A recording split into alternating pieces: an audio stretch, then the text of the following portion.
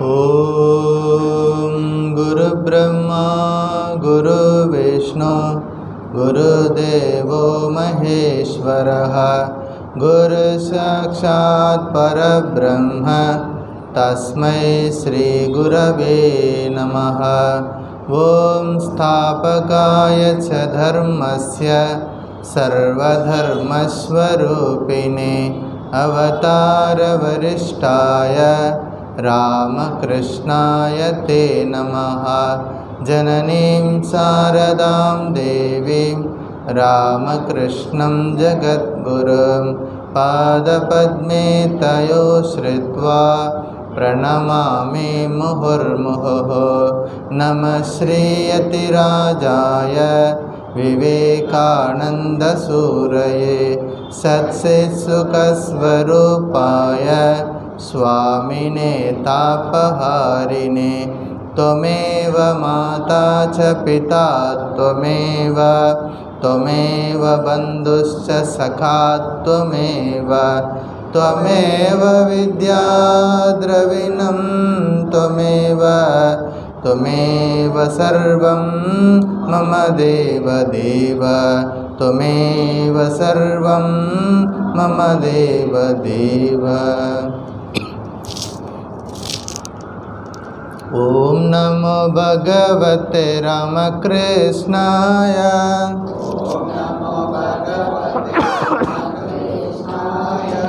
ॐ नमो भगवते रामकृष्णाय। ॐ नमो भगवते रामकृष्णाय। ॐ नमो भगवते रामकृष्णाय। ॐ नमो भगवते रामकृष्णाय।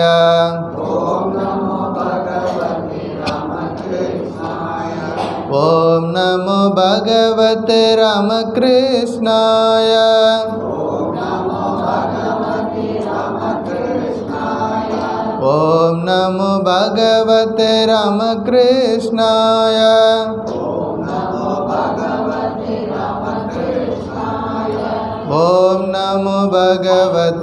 रामकृष्णाय।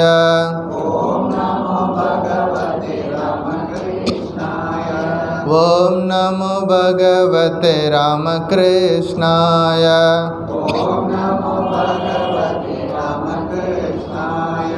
ॐ नमो भगवते रामकृष्णाय। ॐ नमो भगवते रामकृष्णाय। ॐ नमो भगवते रामकृष्णाय। ॐ नमो भगवते रामकृष्णाय। ॐ नमो भगवते रामकृष्णाय। ॐ नमो भगवते रामकृष्णाय। ॐ नमो भगवते रामकृष्णाय। जय रामकृष्ण।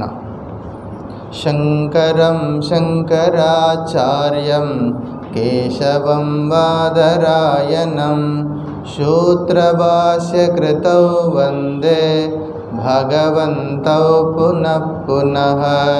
श्रुतिस्मृतिपुराणानाम् आलयं करुणालयं नमामि भगवत्पादं शङ्करं लोकशङ्करम्। பகவான் ஸ்ரீ ராமகிருஷ்ணரின் பரிபூர்ணமான திருவருளால் ஆதிசங்கரரின் சாதன பஞ்சகம் என்ற மிகச்சிறிய நூலை நாம் தொடர்ந்து படிச்சுட்டு வந்துட்டுருக்கோம். வேதோ நித்யமதீயதாம்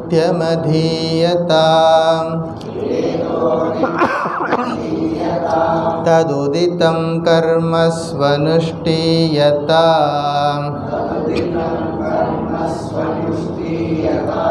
तेने सस्य विधीयताम् अपचितिः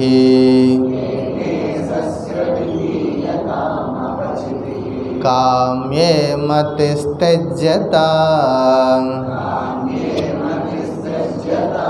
पापौघः परितूयताम् भवसुखे दोषोऽनुसन्धीयताम् आत्मेच्छा व्यवसीयतां निजगृहात् तूर्णं विनिर्गम्यताम्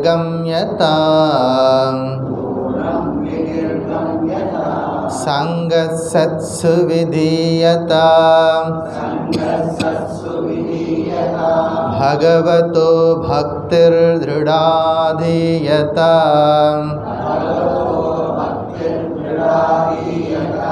शान्त्यादिपरिचीयतां दृढतरम् कर्मासु संत्यज्यताम्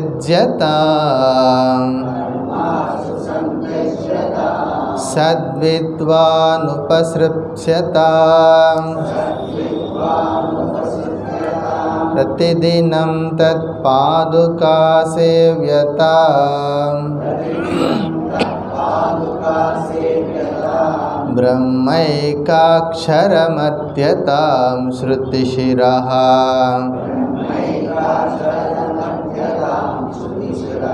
वाक्यं समाकर्ण्यताम्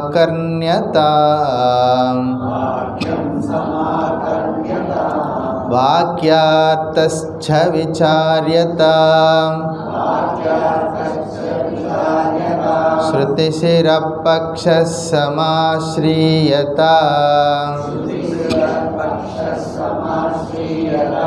दुस्तर्गात्सु विरम्यतां श्रुतिमतः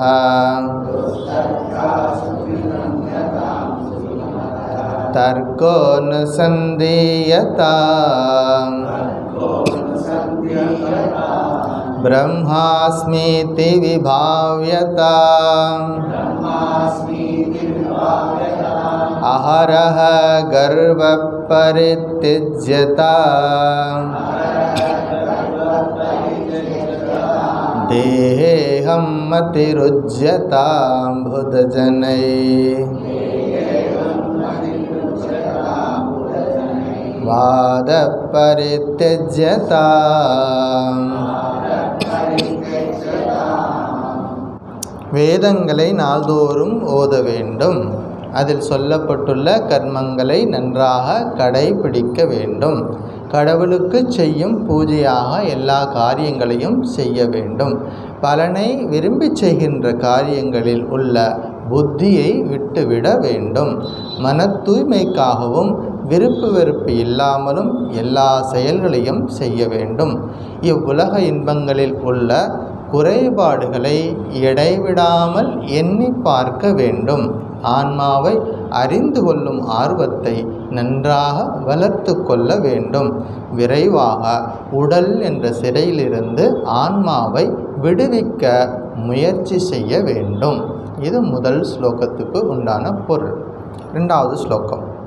எப்பொழுதும் நல்லோர் இணக்கத்தில் இருக்க வேண்டும். பகவானிடத்தில் ஆழ்ந்த பக்தியை கடைபிடிக்க வேண்டும். மன அடக்கம் முதலான சாதனைகளை தொடர்ந்து பழக வேண்டும். உறுதியாக எல்லா கர்மங்களிலிருந்தும் விரைவாக விடுபட வேண்டும்.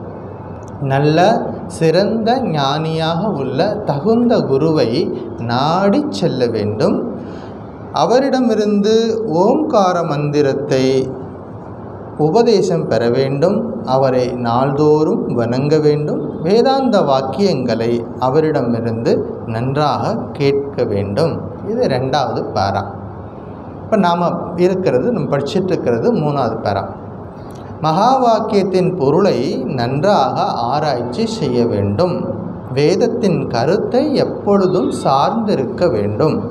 தேவையற்ற தர்க்கம் செய்வதிலிருந்து விலகி இருக்க வேண்டும். வேதத்துக்கு ஏற்புடைய தர்க்கத்தை பயன்படுத்தவும் வேண்டும். நான் பரம்பொருளாக இருக்கிறேன் என்று தியானம் செய்ய வேண்டும். ஒவ்வொரு நாளும் கர்வத்தை நன்றாக விட்டுவிட வேண்டும். கடைசியாக நம்ம பார்த்த உபதேசம் என்ன பார்த்தோம்? அஹரஹ கர்வஹ பரித்யஜ்யதாம் அப்படின்னு பார்த்தோம். ஸோ இன்றைக்கி என்ன உபதேசம் அப்படின்னா, தேஹே அகம்மதிஹி உஜ்யதாம், தேஹேஹம் மதிருஜ்யதாம். தேஹே அகம் மதிஹி உஜ்யதாம். தேஹே உடலில், நம்முடைய உடலில், அகம் நான் என்ற, மத்திகி நான் என்ற நினைப்பை, உஜ்யதாம் விட்டுவிட வேண்டும். இங்கிலீஷில் சொன்னால் give up the idea that I am the body. Give up the idea that I am the பாடி அப்படிங்கிற ஐடியாவை நம்ம விட்டுடணும். சரி, ஈஸியாக விட்டுடலாமா? நிறைய பயிற்சி பண்ணணும், நிறைய பிரயத்தனம் பண்ணணும். அவ்வளோ சீக்கிரம் இந்த உடல் அப்படிங்கிற நினைப்புலேருந்து நம்ம மனசு வெளியில் எடுக்கிறதுங்கிறது அது நிறைய முயற்சி பண்ணணும். பகவானுடைய அனுகிரகம் நிச்சயமாக இருக்கிறது, அதுலேருந்து சந்தேகம் இல்லை. குருமார்களுடைய அனுகிரகம் நமக்கு எல்லாருக்கும் இருக்குது. ஆனால் நம்முடைய பாட்டுக்கு நாம் என்ன செய்யணும் அப்படிங்கிறத மட்டும் இப்போ நம்ம பார்ப்போம். தேஹேகம் மதிஹி உஜ்யதாம், உடலில் நான் என்ற எண்ணத்தை நன்றாக ஒதுக்கி தள்ள வேண்டும், நன்றாக ஒதுக்கி தள்ள வேண்டும் அப்படிங்கிறத பார்ப்போம். ஸோ எதுக்காக இந்த கிளாஸுக்கு வந்தோம்? வீட்டிலேருந்து அடித்து பிடிச்சி ஓடி வர்றோமே, 5:30 மணிக்கு சுவாமி கிளாஸ் வச்சுருக்காரு அப்படின்னு சொல்லிட்டு எதுக்காக ஓடி வர்றோம்? இதுக்காகத்தான். தேஹேகம் மதிருஜ்யதாம். வீட்டில் கிளம்பும்போது ஞாபகம் வரணும், சுவாமி சொன்னார் தேஹேகம் மதிஹி உஜ்யதாம். இந்த உடல் அப்படிங்கிறதுலேருந்து விடுபடணும் அப்படின்னா, இப்போ ஒரு சங்கிலியில் சுற்றிக்கிட்டே இருக்கிறோம் அப்படின்னா, அப்படி சுற்றிக்கிட்டே இருந்துச்சுன்னா டைட்டாக சுற்றிட்டோம். அதுலேருந்து விடுபடணும் அப்படின்னா அவ்வளோ சங்கிலியும் கட் பண்ணவும் முடியாது, நம்ம நிறைய சுற்றி வச்சுட்டோம். இப்போ அதுலேருந்து விடுபடணும் அப்படின்னா ரிவர்ஸில் சுற்ற ஆரம்பித்தோம்னா கொஞ்சம் கொஞ்சமாக அந்த சங்கிலிலேருந்து விடுபட்டுரும் அப்படிங்கிறது. அப்போ உடல் அப்படிங்கிறது நமக்கு ரொம்ப காலமாக, ரொம்ப பல பிறவிகளில் இந்த உடலை பற்றி எடுத்திருக்கிறோம். பல்வேறு விதமான உடல் எடுத்திருக்கும் இந்த ஆன்மா. அதனால் என்னாச்சு, உடல் மேலே அவ்வளோ பிரியம், இந்த உடல் மேலே அவ்வளோ பிரியம் வச்சு, அதனால தான் அழகாக ட்ரெஸ் பண்ணிக்கிறோம். என்ன பண்ணுறோம், ரொம்ப சிறந்த சாப்பாடு நம்ம உணவுகளை வாங்கி சாப்பிட்றோம். நமக்கு பேர் கிடைக்கணும், புகழ் கிடைக்கணும், ரொம்ப எதிர்பார்க்குறோம். ஒரு சின்ன விஷயத்தை செஞ்சிட்டாலும் கூட மற்றவங்க ஏதாவது நம்மளை நீ நல்லா பண்ணியிருக்கன்னு நம்மளை பாராட்டணும்னு எதிர்பார்க்குறோம். ஒருவேளை பாராட்டாமல் போயிட்டாங்கன்னா அன்றைக்கி பூரா உட்காந்துட்டு என்ன பண்ணுறோம், ரொம்ப துக்கமாக கவலையாக உட்காந்துருக்குறோம். இதெல்லாம் எதனால?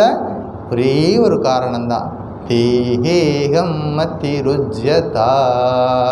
எப்போவாது இந்த சித்தனை வரும்பொழுது, எப்போவாது நமக்கு மற்றவர்கள் கொஞ்சம் மரியாதை கொடுக்கலையே நமக்கு கோபம் வரும்பொழுது இது ஞாபகத்துக்கு வரணும். சங்கராச்சாரியர் நமக்கு சொல்லி கொடுத்துருக்கிறாரு, தேகத்தில் அதிகமாக பற்று வைக்காத, உடம்பில் அதிகமாக பற்று வைக்காதன்னு சொல்லி கொடுத்துருக்காரு ஆச்சாரியர். அப்படிங்கிறது ஞாபகம் வச்சுக்கணும்.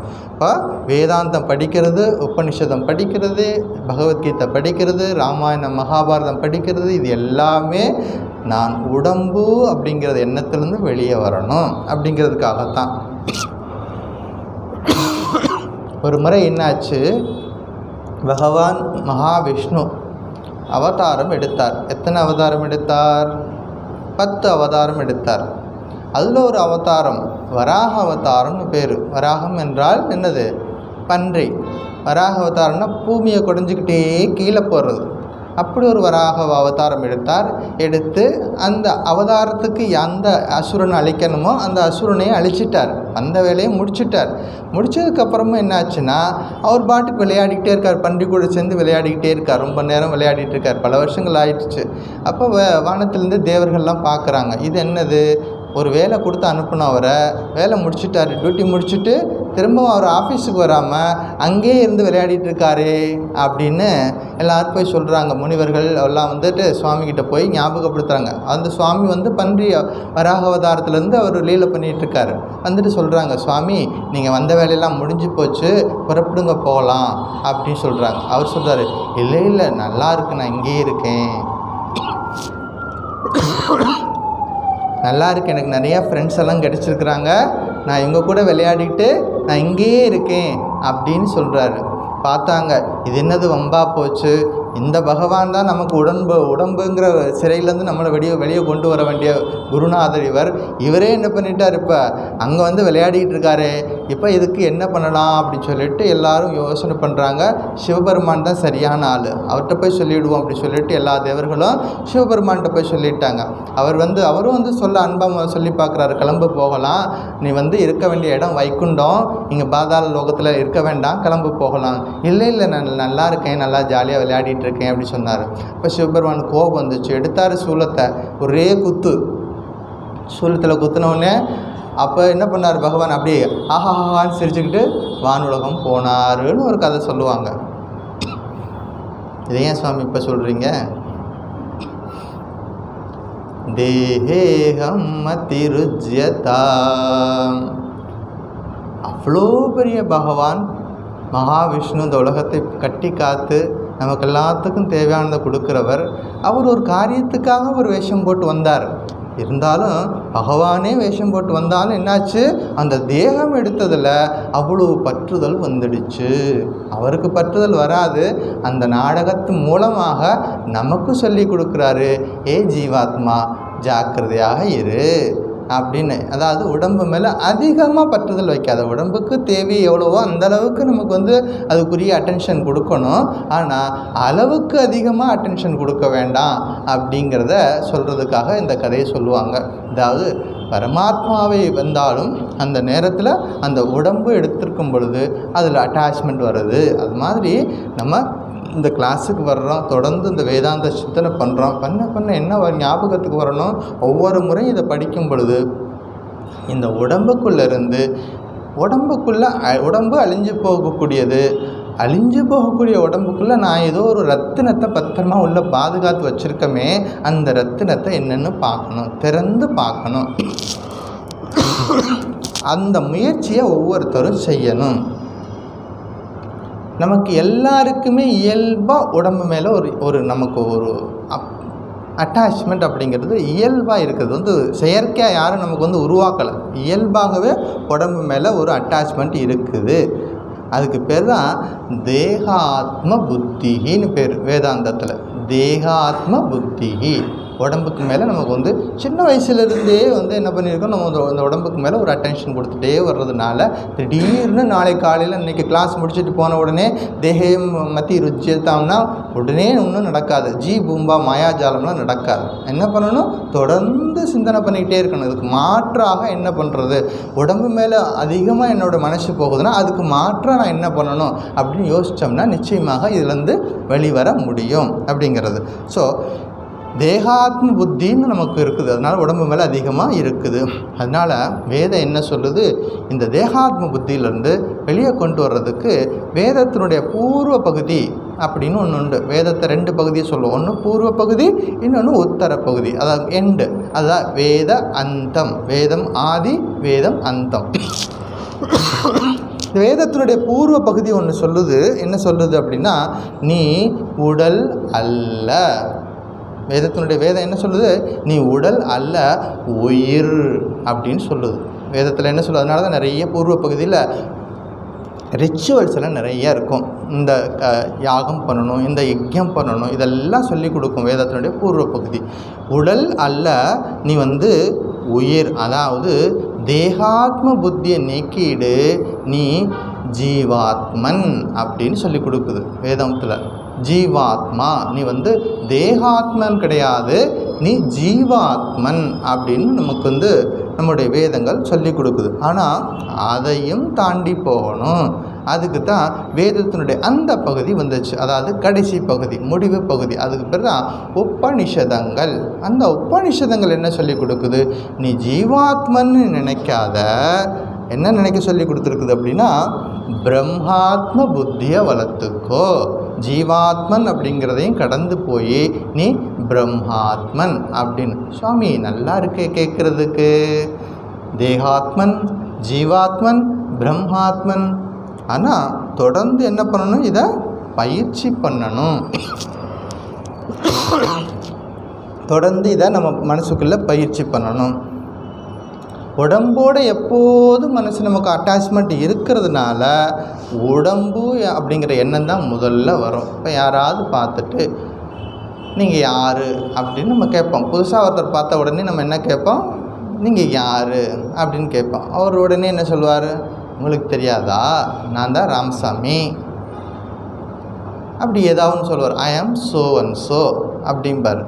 இப்போ அந்த ஐ ஆம் ஸோ அண்ட் ஸோ அப்படிங்கிறது என்னது?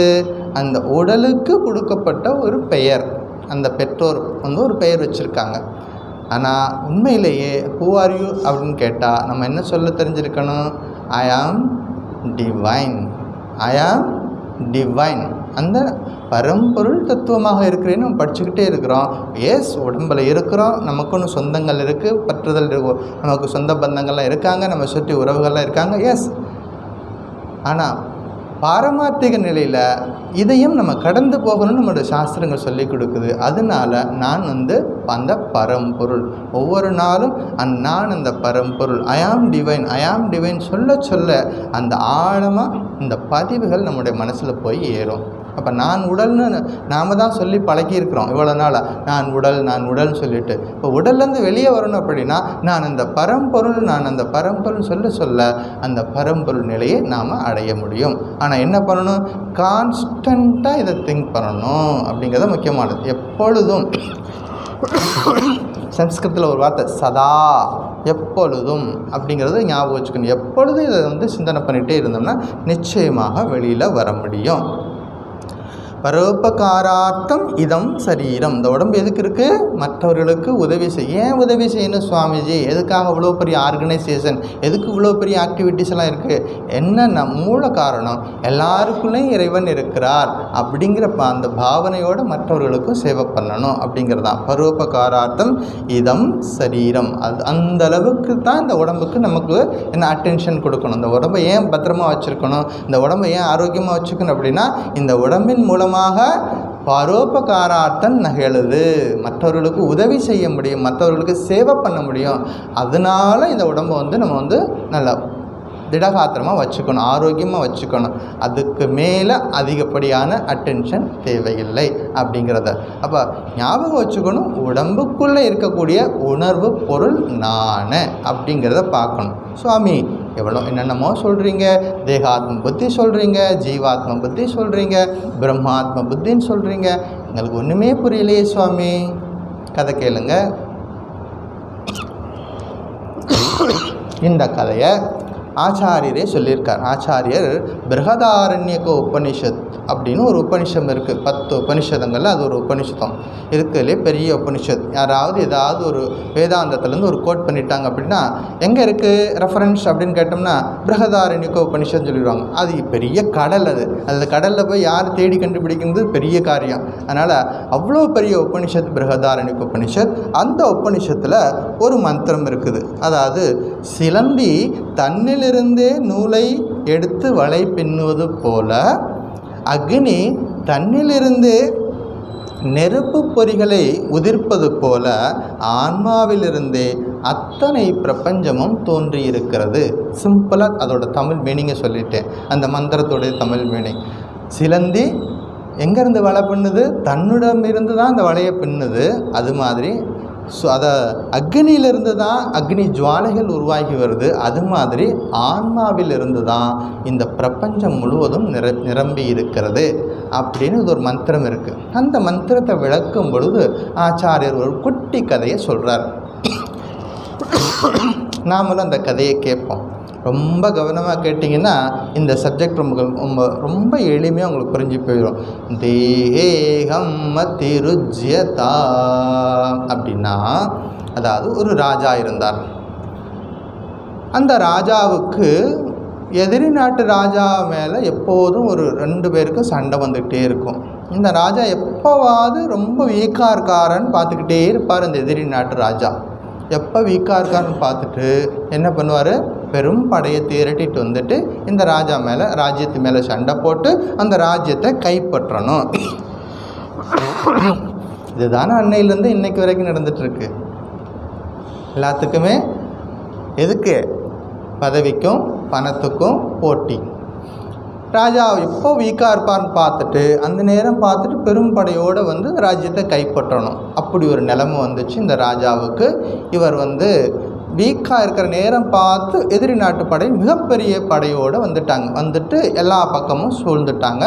இப்போ அந்த செய்தி ராஜாவுக்கு போய் சொல்கிறாங்க, மன்னரே நம்ம வந்து மாட்டிக்கிட்டோம், நம்மக்கிட்ட இருக்கிறத கொஞ்சமாக படை வீரர்கள் இருக்கிறாங்க, மிகப்பெரிய ஆயுதங்களும் நம்மக்கிட்ட கிடையாது, ஆனால் நம்மளை சுற்றி வந்து படையெடுத்து வந்திருக்கிறவங்க ரொம்ப நவீன ஆயுதங்களோட வந்திருக்கிறாங்க, நிறைய படையோடு வந்திருக்கிறாங்க, நம்ம எதிர்த்து நிச்சயமாக அவங்க கூட சண்டை போட முடியாதுன்னு சொல்லிட்டு ஒவ்வொரு அந்த வீரர்களும் வந்து ராஜா கிட்ட சொல்கிறாங்க.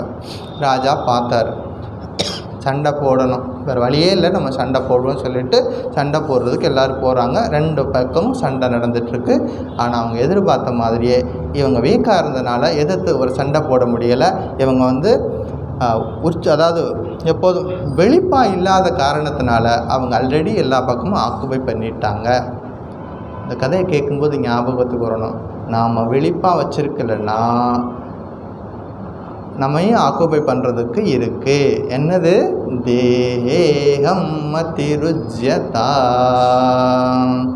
அப்போ வெளிப்பாக இல்லாததுனால என்னாச்சு, அடுத்த படைகள் வந்து நாட்டை ஆக்குபை பண்ணிட்டாங்க. இப்போ ராஜாவுக்கு ரெண்டே வழி தான் இருக்குது. ஒன்று, மற்ற படைகள்லாம் வந்து சண்டை போட்டு இறந்து போயிட்டே இருக்காங்க, இப்போ ராஜாவும் ஒன்று படைகளோட சண்டை போட்டு இறந்து போகணும், அல்லது தப்பிச்சு போய் உயிரை காப்பாற்றிக்கணும். ஒரு மந்திரி, அவருக்கு ஒரு புத்தியான ஒரு மந்திரி இருந்தார். அவர் போய் ஐடியா சொன்னார், நீங்கள் வந்து எப்படியாவது தப்பிச்சு போயிடுங்க, எத்தனை படை வீரர்கள் இறந்து போனாலும், இந்த நாட்டு மக்கள் அத்தனை பேர் இறந்து போனாலும், நீங்கள் ஒரு ஆள் உயிரோடு இருந்தீங்கன்னா நிச்சயமாக இழந்த ராஜ்யத்தை மீண்டும் விட்டெடுக்க முடியும், அதனால் எப்படியாவது தப்பிச்சு போயிடுங்க அப்படின்னு சொல்லிட்டு அவர் சொல்கிறாரு. அதன்படி ராஜா என்ன பண்ணுறார், குதிரையை தயார் பண்ணுறார். அவருடைய மனைவி இருந்தாங்க, அவங்க வந்து கர்ப்பிணி பெண்ணாக இருக்கிறார்கள், எப்போது வேண்டுமானாலும் பிரசவம் நடக்கலாம். அப்படி ஒரு நிலையில் இருக்கக்கூடிய மனைவியை அந்த குதிரையில் முன்னாடி ஏறி உட்கார வச்சுக்கிட்டு இவர் பின்னாடி உட்காந்துக்கிட்டு என்ன பண்ணுறார், குதிரையை ஓட்டி போகிறார். இது வந்து அந்த அமைச்சருக்கு மட்டும்தான் தெரியும் ராஜா தப்பிச்சு போனது. மற்ற எல்லாருக்கும் என்ன தெரியும், ராஜாவும் சண்டை போட்டார், இறந்து போயிட்டார் அப்படின்னு எல்லாரும் நினச்சிட்டு இருந்தாங்க. ஆனால் அவர் தப்பிச்சு போயிட்டு இருக்கும்போது அந்த நாட்டை கடந்து வெளியில் போகும்போது எதிரி நாட்டு படைகள் பார்த்துட்டாங்க, ஓ ராஜா தப்பிச்சு போகிறான். இப்போ என்னாச்சு, அவரை பின்தொடர்ந்தே என்ன பண்ணுறாங்க, அங்கேயும் காட்டுக்குள்ளேயும் அவரை பின்தொடர்ந்து போகிறாங்க. ராஜா பார்த்தார், நிச்சயமாக நமக்கு பின்னாடி இவ்வளோ பெரிய படைகள் வர்றாங்க, நிச்சயமாக என்ன கொன்னுடுவாங்க. இப்போ மனைவியை காப்பாற்றணும், முக்கியமாக மனைவியினுடைய வயிற்றில் இருக்கக்கூடிய அந்த குழந்தையை காப்பாற்றணும். ஏன்னா அவன் தான் அடுத்த தலைமுறை, அவன் தான் திரும்ப ராஜ்யத்தை வந்து அந்த மீட்டெடுக்க போகிறவன். அதனால் என்ன பண்ணார், மனைவிக்கிட்ட சொன்னார், நான் உன்னை இந்த காட்டுக்குள்ளே எங்கேவாவது இறக்கி விட்டுறேன், நீ தப்பிச்சு போயிடு, என்னை நிச்சயமாக கொன்னுடுவாங்க அப்படின்னு சொல்லிட்டு என்ன பண்ணுறார், அந்த மனைவியை ஒரு குடிசை முன்னாடி இறக்கி விடுறார். அந்த குடிசை ஒரு அந்த காட்டில் வசிக்கக்கூடிய ஒரு வேடன், அந்த வேடனுடைய தம்பதிகள் அவங்க குழந்தைகளோடு வசிக்கிற இடம். அந்த குடிசை முன்னாடி இறக்கி விட்டுட்டு இவர் என்ன பண்ணார், தப்பிச்சு போகிறார். அந்த படை வீரர்கள் இவரை துரத்துக்கிட்டே போகிறாங்க, அவரை போய் கொன்னுடுறாங்க. இப்போ ராஜா வந்து அவங்க எதிர்பார்த்த மாதிரி எல்லாரையும் கொன்னுட்டாங்க. அந்த எதிரி நாட்டு படை வந்து ராஜ்யத்தை கைப்பற்றிட்டாங்க.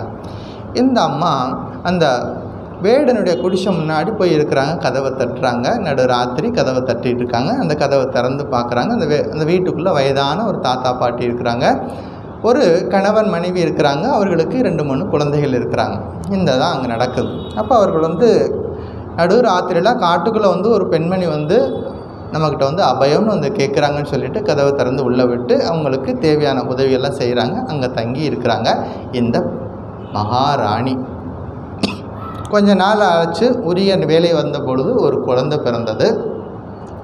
அதுவும் ஆண் குழந்தையாக பிறந்தது. ஆனால் துரதிர்ஷ்டம் என்னென்னா, அந்த குழந்தை பிறந்துச்சு, அந்த தாயார் அந்த பிரசவத்திலேயே இறந்து போகிறாங்க.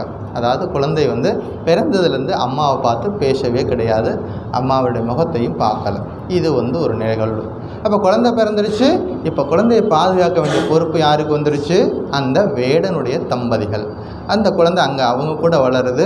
அவங்க பிள்ளைங்க கூட சேர்ந்து இந்த பையனும் அந்த ராஜாவோட பையன், அதாவது இளவரசன், இவனும் என்ன பண்ணுறான், அந்த வேடனுடைய தம்பதிகள் கூடவே இருக்கிறான். அவர்கள் மாதிரியே தலையிலெல்லாம் அந்த மயிலிறகெல்லாம் சுடிக்குவான். அப்போ வந்துட்டு ஈட்டி அம்பெல்லாம் எடுத்துக்கிட்டு அவங்க மாதிரியே என்று பறவைகளை வேட்டையாட போகிறது. இப்படி அவங்க என்னெல்லாம் சாப்பிடுவாங்களோ அதை சாப்பிடுவான், அவங்க எப்படியெல்லாம் பேசுவாங்களோ அப்படி பேசுவான். இப்படி ஆனந்தமாக அந்த பையனுடைய வாழ்க்கை போயிட்டுருக்கு.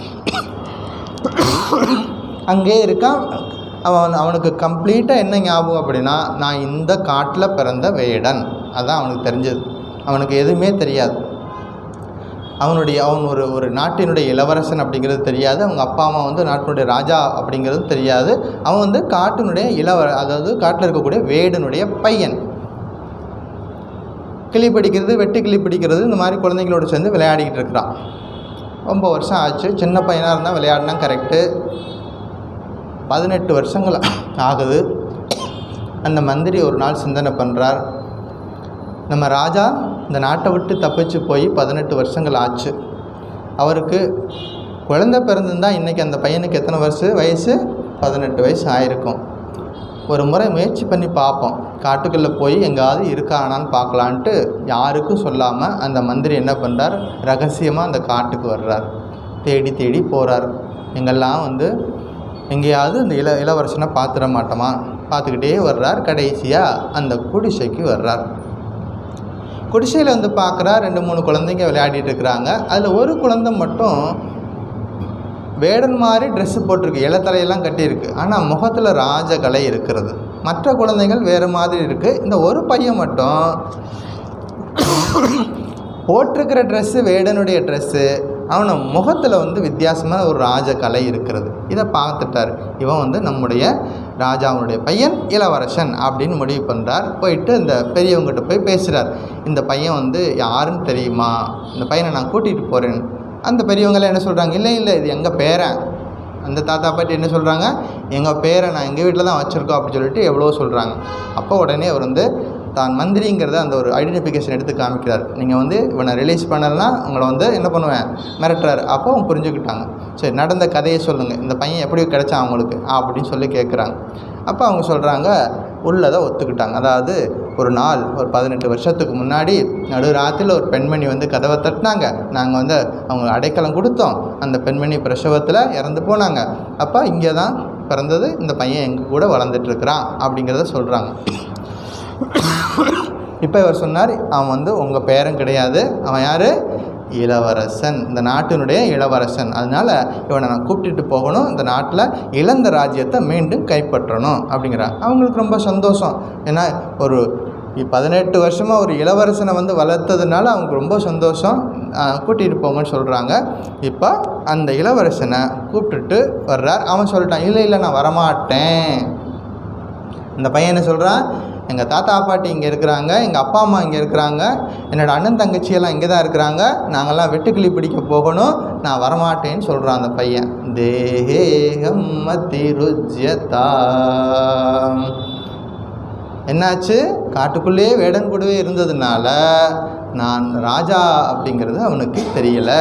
யாரோ ஒருத்தர் போய் சொன்னாலும் அவர் ஒத்துக்க மாட்டேங்கிறாரு, நான் வந்து வேடனுடைய பையன்தான் அப்படிங்கிறார். புரிய வச்சு அவர் ராஜ்யத்துக்கு கூட்டிகிட்டு வர்றார். கூட்டிகிட்டு வந்து என்ன பண்ணுறார், நிறைய பயிற்சி கொடுக்குறார் ரகசியமாக. அஸ்திர பயிற்சி, சஸ்திர பயிற்சி, அதாவது வாள் அப்படிங்கிறது, அந்த போருக்கு என்னெல்லாம் பயிற்சி கொடுக்கணுமோ அதெல்லாம் பயிற்சி கொடுக்குறார். குதிரை ஏறுறது, யானை ஏற்றம், இதெல்லாம் பயிற்சி கொடுக்குறார். அவன் நல்லா ட்ரைனிங் கொடுத்ததுக்கப்புறமா அவர் எப்போ ரெடி ஆகுறாரோ உடனே என்ன பண்ணுறார், ரகசியமாக படைகள் எல்லாத்தையும் ஒருங்கிணைக்கிறாங்க. எல்லோரும் எதிர்த்து சண்டை போடுறாங்க. ராஜ்யத்தை மறுபடியும் அவங்க கைக்கு கொண்டு வந்துடுறாங்க அப்படின்ட்டு இந்த கதை முடியுது. இப்போ தான் நம்ம முக்கியமான விஷயத்துக்கு வர்றோம். இப்போ நம்ம கதை கேட்டுட்டோம். ஒரு இளவரசன் காட்டுக்குள்ளே இருந்தால் அந்த இளவரசன் நாட்டுக்கு வந்தால் நாட்டை கைப்பற்றினான்னு இந்த கதை முடியுது. இந்த கதையில் 2 பேர் இருக்காங்களா? காட்டில் இருந்தவர் ஒருத்தர், நாட்டில் இளவரசராக இருக்கார். இவர் 2 பேரும் வேறையா அல்லது 2 பேரும் ஒன்றா? 2 பேரும் ஒருத்தர் தான் கிளியர், 2 பேரும் ஒருத்தர் தான். இப்போ நம்ம பல நேரங்களில் நம்முடைய பெரியவர்கள், ஆச்சாரியர்கள் எல்லோரும் நமக்கு சொல்லிக் கொடுப்பாங்க, சாதனைகள் செய்யணும். நம்ம படிச்சிருக்கிறோம், இது வரைக்கும் நம்ம படிச்சுட்டா வந்திருக்கோம். சாந்தியாதி பரிச்சீயத்தா, அதாவது மன அடக்கம் முதலான சாதனைகளை பண்ணணும் அப்படி நம்ம படிச்சுட்டு வந்திருக்கிறோம். ஜபம் பண்ணணும், தியானம் பண்ணணும், இதெல்லாம் சொல்லி கொடுத்துருக்காங்க.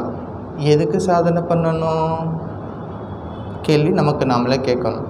இப்போ பிரம்மாஸ்மீதி விபாவியதான்னு சொல்கிறாங்க. நீ தேகாத்மன் கிடையாது, நீ ஜீவாத்மன் கிடையாது, நீ அந்த பரமாத்மன் அப்படிங்கிறத சொல்லி கொடுக்குறாங்க. நான் அந்த பரமாத்மனாக இருந்தால் எதுக்கு சாதனை பண்ணணும்? ஏன்னா நம்ம அந்த பரமாத்மன் அப்படிங்கிறத புரிந்து கொள்ளவில்லை, அதனால் சாதனை பண்ணணும். அந்த நினைவு நமக்கு எப்போதும் இருக்கிறது இல்லை. நம்ம எப்படி ஐடென்டிஃபை பண்ணிக்கிறோம்? நம்ம உடலோடு ஐடென்டிஃபை பண்ணிக்கிறோம். அதனால் என்னாச்சு, அந்த பரமாத்ம தத்துவத்தை உணர்ந்து கொள்ள முடியறதில்ல. அதுக்காக என்ன பண்ணுறோம்? சாதனைகள் என்பது தேவை. ஜப்பம் பண்ணணும், தியானம் பண்ணணும், தினசரி ஒரு ரொட்டீன் இருக்கணும். காலையில் எழுந்ததுலேருந்து இரவு தூங்குறது வரைக்கும் சரியான ரொட்டீன் இருந்துச்சுன்னா நிச்சயமாக வெளியே வர முடியும்.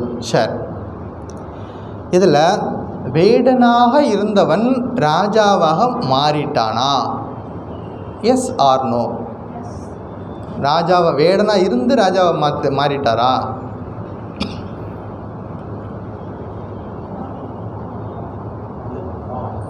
நோ, வேடனாக இருந்து ராஜாவாக மாறலை. காட்டில் இருந்தாலும் அவர் ராஜகுமாரன் தான். அவர் இருந்தது எங்கே? காட்டில் இருந்தாலும் அங்கேயும் அவர் ராஜகுமாரன் தான், இப்போவும் ராஜகுமாரன் தான். அப்போ என்ன நடந்திருக்குது? காட்டுக்குள்ளே இருந்தபோது அவருக்கு ராஜகுமாரன் அப்படிங்கிறது தெரியாமல் இருந்தது. யாரோ ஒருத்தர் வந்தார், நீ ராஜகுமாரன் சொன்னார், திரும்ப நாட்டுக்கு வந்தால் ராஜகுமாரன் ஆயிட்டான். அது மாதிரி தேகேகம் மதிருஜ்யதா, என்ன பண்ணணும்? நான் உடம்பு அப்படின்னு ஞாபகம் வரும் பொழுது உடம்புக்கு அழகாக ட்ரெஸ்ஸு போட்டுக்கணும், அழகாக விதவிதமாக சாப்பிடணும், விதவிதமாக நமக்கு புகழ்ந்து பேசணும்னு யாராவது புகழ்ந்து பேசணும்னு நினைக்கும் பொழுது ஞாபகத்துக்கு வரணும், நான் அந்த பரம்பொருள், நான் அந்த பரம்பொருள் ஞாபகம் வந்துச்சுன்னா எல்லாத்துலேருந்து நம்ம விடுபட்டு போக முடியும். அதாவது அந்த பிரம்மாத்மன், அந்த பரமாத்மன் என்ன பண்ணுது? ஜீவாத்மா அப்படிங்கிற வேஷத்தில் இந்த வாழ்க்கையில் இந்திரியங்கள் இழுக்கிறபடியெல்லாம் ஓடிக்கிட்டே இருக்கிறது. இவ்வளோதான் விஷயம். ஜீவாத்மன் அப்படிங்கிற வேஷம் போட்டுட்டு வந்திருக்கிறோம். இந்த இந்திரியங்கள் நமக்குள்ளே இருக்குது, 10 இந்திரியங்கள் இருக்குது, கண்ணு, காது, மூக்கு, இதெல்லாம் இந்திரியங்கள். இவங்க எங்கெல்லாம் நம்ம லீட் பண்ணி கொண்டு போகிறாங்களோ அங்கெல்லாம் போய்கிட்டே இருக்குது அப்படிங்கிறது. அதாவது அப்படி இருந்தாலும் உள்ளே இருக்கக்கூடிய வஸ்து, உள்ளே இருக்கக்கூடிய பொருள் அந்த பரமாத்மன் அப்படிங்கிறது ஞாபகம் வச்சுக்கணும். இப்போ ராஜகுமாரனாக இருந்தாலும் அவர் எப்படி திடீர்னு வேடனாக இருந்தவர் எப்படி ராஜகுமாரனை மாறினார்? அந்த மந்திரி போய் சொன்னார். என்ன சொன்னார்? நீ ராஜகுமாரன். சொன்ன உடனே மாறிட்டாரா? ராஜகுமாரனை மாறிட்டாரா? இல்லை. என்ன பண்ணார்? பயிற்சி கொடுத்தார். ராஜகுமாரன் ஆகணும் அப்படின்னா, ஒரு ராஜாவாகணும் அப்படின்னா அதுக்குரிய பயிற்சி தன்னை மாற்றிக்கணும், தன்னை வளர்த்துக்கணும் அப்படிங்கிறது. அந்த பயிற்சி கொடுத்தாரு. அதுக்கப்புறமா என்னாச்சு? அவர் ராஜாவாக மாறினார் அப்படிங்கிறத பார்க்குறோம். அது மாதிரி நம்முடைய அன்றாட கடமைகளை முதல்ல யோகமாக செய்து பழகணும். வேதோ நித்யமதீயத், அழகாக சொல்லிட்டார் ஆச்சாரியர், முதல்ல சொல்லிட்டார். வேதோ நித்யமதீயதா தத் உதித்தம் கர்ம ஸ்வனுஷ்டீயதா. அன்றாட கடமைகளை எப்போதும் என்ன பண்ணணும்? பகவானுக்கு செய்யக்கூடிய பூஜையாக பண்ணணும். அப்படி பகவான் மேலே பக்தி செய்யணும், சாஸ்திரம் படிக்கணும், சாஸ்திரம் படித்து சாதனை பண்ணணும். அப்படி பண்ணும் பொழுது நமக்குள்ளே இருக்கக்கூடிய பகைவர்கள் அப்போ தான் நமக்கு தெரியவே வருவாங்க. அது வரைக்கும் தெரியாது. பகைவர்கள் நம்ம என்ன நினச்சிட்ருப்போம்? அவர் அப்படின்னு நம்ம யாராவது வெளியில் இருக்கிறவங்கள பார்த்து கை காட்டுவோம். இவர் எனக்கு வேண்டாதவர், இவர் எனக்கு பிடிக்காதவர் நம்ம கை காட்டுவோம். ஆனால் அந்த பகைவர்களெல்லாம் ஈஸியாக நம்ம ஹேண்டில் பண்ணிடலாம். உள்ளே இருக்கக்கூடிய பகைவர்கள் அவ்வளோ சீக்கிரம் நமக்கு தெரிய மாட்டாங்க. யார் சாதனையில் ஆழ்ந்து ஈடுபடுகிறார்களோ அவர்களுக்கு தான் பகைவர்கள் வெளியே கிடையாது, உள்ளதான் உட்காந்துருக்குறாங்க அப்படின்னு தெரியும். அந்த பகைவர்களை ஐடென்டிஃபை பண்ணி அவர்களை நம்ம என்ன பண்ணணும், அந்த பகைவர்களை வெளியே கிளப்பணும் அப்படிங்கிறது. வெளியே போனால் அந்த பகைவர்கள்லாம் வெளியில் போனாங்க தான் நாம் அந்த ராஜ்யத்துக்கு சாம்ராட் ஆக முடியும். சாம்ராட் அப்படின்னா என்னது, ராஜா. அந்த ஒரு ராஜாவாகணும் எதுக்கு, அந்த நம்முடைய நான் அந்த பரம்பொருள் அப்படிங்கிற நிலைக்கு உயரணும். அப்படின்னா நமக்குள்ள இருக்கக்கூடிய கெட்ட குணங்கள்லாம் வெளியில் போகணும், தீய குணங்கள்லாம் வெளியில் போகணும். இந்த கதையிலேருந்து நம்ம முதல்ல தெரிஞ்சுக்க வேண்டியது 2 பேர் கிடையாது, ஒருத்தர் தான். அந்த வேடனாக இருந்த பொழுது அவர் இளவரசன் அப்படிங்கிறது தெரியாமல் இருந்தார். தெரிஞ்சதுக்கப்புறமா அவர் ராஜாவாக மாறினார். அது மாதிரி நான் அந்த உடம்பும் நம்ம சொல்லிக்கிட்டே இருக்கும் பொழுது நமக்குள்ளே இருக்கக்கூடிய பரமாத்ம தத்துவம் நமக்கு தெரிகிறது கிடையாது. எப்போ இதுலேருந்து வெளியே நம்ம இல்லை நான் அந்த பரம்பொருள் நம்ம சொல்ல ஆரம்பிக்கிறோமோ அப்போ நிச்சயமாக அந்த உடம்புலேருந்து வெளியே வருவோம். அது மாதிரி 2வது என்ன பண்ணுறோம், அதாவது அந்த வேடனாக இருந்த அந்த இளவரசன் நிறைய பயிற்சி பண்ணித்தான் ராஜாவாக மாறுறார். அது மாதிரி நம்ம நிறைய ஆன்மீக சாதனைகள் செய்யும் பொழுது தான் இந்த உடல் என்ற அந்த எண்ணத்திலேருந்து நம்ம விடுபட்டு போக முடியும் அப்படிங்கிறது. சரி, அதாவது ஒரு உதாரணம், ஐஸ் இருக்குது, ஸ்பட்டிகம் இருக்கிறது. ரெண்டும் பார்க்குறதுக்கு ஒரே மாதிரி தான் இருக்கும். ஐஸு பனிக்கட்டி, ஐஸ் இருக்குது, ஸ்பட்டிகம் இருக்குது, ரெண்டும் ஒரே மாதிரி இருக்குது. ஆனால் ஐஸ் குளிரில் இருக்கும் பொழுது கட்டியாக இருக்கும், வெயிலில் வச்சுட்டோம்னா உருகி தண்ணீராக மாறிடும். ஆனால் ஸ்பட்டிகத்தை குளிரில் வச்சுருந்தாலும் வெயிலில் வச்சுருந்தாலும் அது உருகாது, அது அப்படியே தான் இருக்கும். ஐஸு தான் உருகி தண்ணீராக மாறுது. அது மாதிரி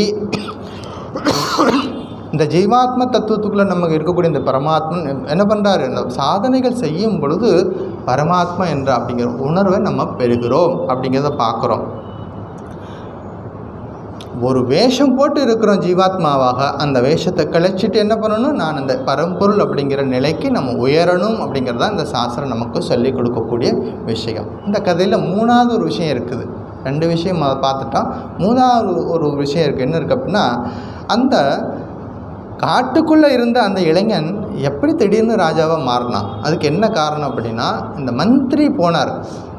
இந்த மந்திரி தான் இந்த நாட்டிலேருந்து போயிட்டு என்ன சொன்னார், நீ வேடன் கிடையாது, நீ ராஜ பரம்பரை சேர்ந்தவன், நீ ராஜகுமாரன். முதல்ல சொன்னது யார், இந்த மந்திரி. அது மாதிரி நம்ம வாழ்க்கையில் ஒருத்தர் வர்றார், நம்ம எல்லாருடைய வாழ்க்கையிலையும் ஒருத்தர் வர்றார். நீ ஜீவாத்மன் கிடையாது, நீ உடம்பு கிடையாது, உடம்பையும் கடந்த பொருள், நீ பரமாத்மன், அந்த எல்லையற்ற பரம்பொருள் தத்துவம் அப்படின்னு நமக்கு ஒருத்தர் சொல்கிறார். அவருக்கு பேர் என்ன தெரியுமா, குருநாதர். அவர் தான் குருநாதர். நமக்கு வாழ்க்கையில் அந்த அறிவு கண்ணை திறந்து வைக்கிறவங்க. நம்ம வாழ்க்கையில் நீ உடம்பை கடந்து போகணும் அப்படின்னு நமக்கு சொல்லி கொடுக்குறாங்க. அந்த சிறுவனுக்காக அந்த மந்திரி எவ்வளோ முயற்சி பண்ணார், எவ்வளோ கஷ்டத்தை தாங்கிக்கிட்டார், அவனுக்கு எல்லா பயிற்சியும் கொடுத்து அவனை ராஜாவாக மாற்றுறார் இல்லையா. அது மாதிரி நமக்காக அந்த பரமாத்ம தத்துவத்தை, நம்முடைய உண்மையான இயல்பை நமக்கு சொல்லி கொடுத்து, பரமாத்ம தத்துவத்தை நமக்கு எல்லாத்தையும் சொல்லி கொடுத்து, நம்மளை சாதனைகள்லாம் செய்ய வச்சு, நம்மளுடைய கர்மங்கள்லாம் தீர்வதற்காக அவருடைய மொத்த தவத்தை அவருக்கு நமக்காக செலவு பண்ணுறார் இல்லையா. அவர் தான் குருநாதர். வாழ்க்கையில் எல்லாரும் பிரார்த்தனை பண்ணிக்கணும், தகுந்த வேலையில் ஒரு குருநாதர் நமக்கு கிடைக்கணும். அந்த குருநாதர் மூலமாக நம்ம வாழ்க்கையில் உண்மையான வாழ்க்கை நோக்கத்தை நம்ம அடையிறதுக்கு முயற்சி பண்ணணும் அப்படின்னு ஞாபகம் வச்சுக்கணும். ஸோ இவ்வளோ விஷயங்கள் இருக்கிறது. தேகேகம் மதிருஜ்யதா, நான் உடலில் நான் என்ற எண்ணத்தை ஒதுக்கி தள்ள வேண்டும்.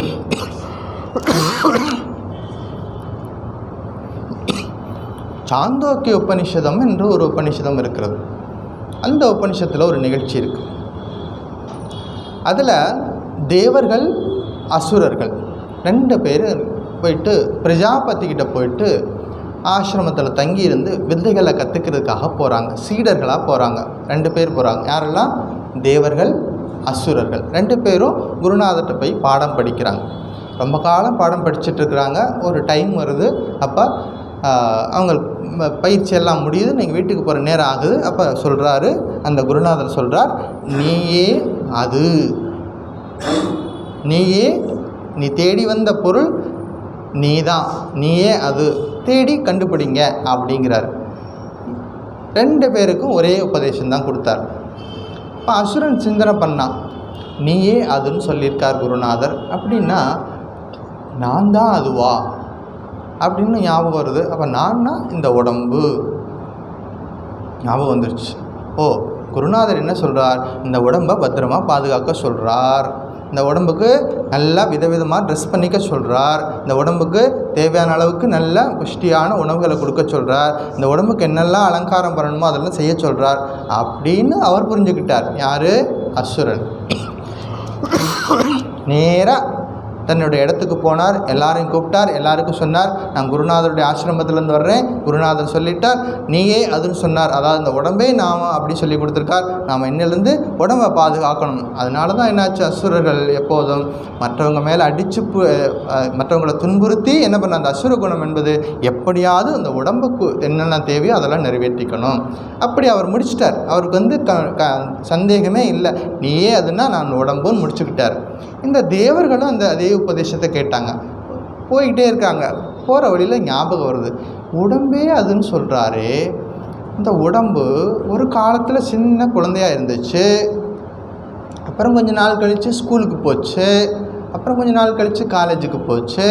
அப்புறம் கொஞ்ச நாள் கழித்து வயது பெரியவங்களாகிறோம். அப்புறம் கொஞ்ச நாள் கழித்து வயதாகுது. 2 காலில் நடந்துகிட்டு இருந்தோம். கொஞ்ச நாள் கழித்து 3வது காலில் நடக்க ஆரம்பிச்சிடுறோம். அப்புறம் கடைசி கொஞ்ச நாள் ஆகும்போது 4 கால்லையும் நடக்கிறோம். பிறக்கும்போது 4 காலில் நடந்திருப்போம். அதே மாதிரி வயசான காலத்துலேயும் 4 காலில் நடக்க ஆரம்பிச்சிடுறோம். அப்போ என்னது மாற்றம் நடந்துக்கிட்டே இருக்குது. இந்த உடம்பு நான் அப்படின்னா நீயே அதுன்னா அந்த பொருள் மாறாமல் இருக்கணும். இந்த உடம்புல எல்லாம் மாறிக்கிட்டே இருக்குது. இளமை இருக்குது, குழந்தை பருவம் இருக்குது, இளமை இருக்குது, வயோதிகம் வருது, மூப்பு இருக்குது, மரணம் இருக்கிறது, பிணி இருக்குது, எல்லாம் இருக்குது, மாறிக்கிட்டே இருக்குது. அப்படின்னா நான் அது கிடையாது, அப்படின்னா நான் வேறு ஏதோ இருக்குது அப்படின்னு சிந்தனை பண்ண அந்த தேவர்கள் திரும்பவும் குருநாதர்கிட்ட சுவாமி, நீங்கள் சொன்னது எனக்கு சரியாக புரியலையே, நீயே அதுன்னு சொல்கிறீங்க.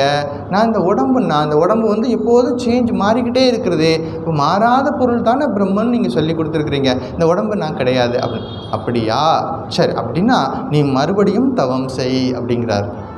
அது பொருளை புரிஞ்சுக்கணும், என்ன செய்யணும்? நீயே மறுபடியும் தவம் செய்யுங்கிறாரு. தவம் செய்யி, நீயே கண்டுபிடி. இந்த ஆச்சாரியர்கள் நமக்கு அவரே சொல்லியிருக்கலாம் அப்படின்னு நீங்கள் நினைக்கலாம். அப்படி கிடையாது. ஏன் அவர் தவம் செய்ய சொல்கிறாருன்னா, தவம் செய்தால்தான் அந்த உண்மை பொருளை நம்ம உணர்ந்து கொள்ள முடியும். உணர்ந்து கொண்டதை நம்ம அனுபவிக்க முடியும். ஒரு உதாரணம் சொல்லவா? பகவான் ஸ்ரீ ராமகிருஷ்ணனுடைய மானச புத்திரன் அப்படின்னு ஸ்ரீமத் சுவாமி பிரம்மானந்தரை சொல்லுவாங்க. ஸ்ரீராமகிருஷ்ணர் அவ்வளோ பிரியமாக இருக்கார் அந்த பிரம்மானந்தர் மேலே. அவருக்கு நிறைய அனுகிரகம் பண்ணியிருக்கார். அவருக்கு தொட்டு சேவை பண்ணியிருக்கிறாங்க. 18 சீடரில் 16 சீடரில் அவர் ஒருத்தர்.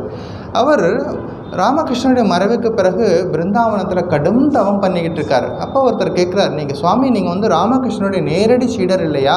அதுவும் அவருடைய மானச புத்திரன்னு சொல்கிற அவர், நீங்கள் நிறைய அவர்கிட்ட அனுகிரகம் வாங்கியிருக்கீங்க, நிறைய உங்களுக்கு அவர் ஆசீர்வாதம் பண்ணியிருக்காரு.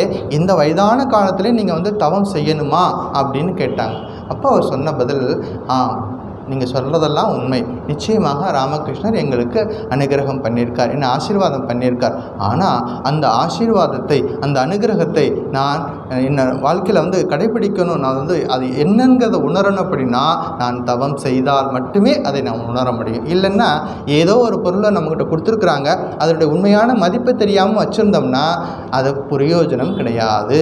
ஏதோ ஒரு பொட்டலம் கட்டி நம்ம ஒருத்தர் கொடுத்துட்டாங்க, அது என்னன்னே தெரியாமல் வருஷக்கணக்கில் அதை பாதுகாத்து வச்சு ஏதாவது பிரயோஜனம் இருக்கா? அப்போ நமக்குள்ளே இருக்கக்கூடிய அந்த பரம்பொருள் தத்துவத்தை உணரணும். அப்படின்னா டைவ் டீப் அப்படின்னு ஸ்ரீராமகிருஷ்ணன் சொல்வார்.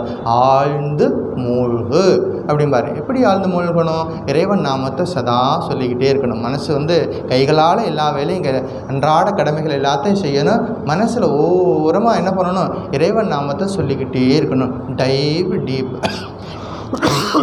சொல்லிக்கிட்டே இருக்கும் பொழுது அந்த பரம்பொருள் தத்துவத்தை கொஞ்சம் கொஞ்சமாக நம்ம புரிய முடியும் அப்படிங்கிறது. அப்போ இந்த அசுரர்கள் திருப்தி ஆகிட்டாங்க. நான் உடம்புங்கிறத திருப்தி ஆகிட்டாங்க. தேவர்கள் மறுபடியும் சிந்தனை பண்ண ஆரம்பிக்கிறாங்க. அப்போ நான் உடம்பு இல்லை. அப்போ அவங்க யோசிக்கிறாங்க, அப்போ அந்த உடம்பை இயக்கிறது எது அப்படின்னா பிராணசக்தி. நான் பிராணன் தானே அப்படின்னு போய்ட்டு மறுநாள் போய் என்ன பண்ணுறாரு? குருநாதர்கிட்ட போய்ட்டு, சுவாமி, இந்த உடம்பு நான் கிடையாது, இந்த பிராணன் தான் நான் அப்படிங்கிறார். அப்போ அவங்க மறுபடியும் குருநாதர் என்ன சொல்கிறார்?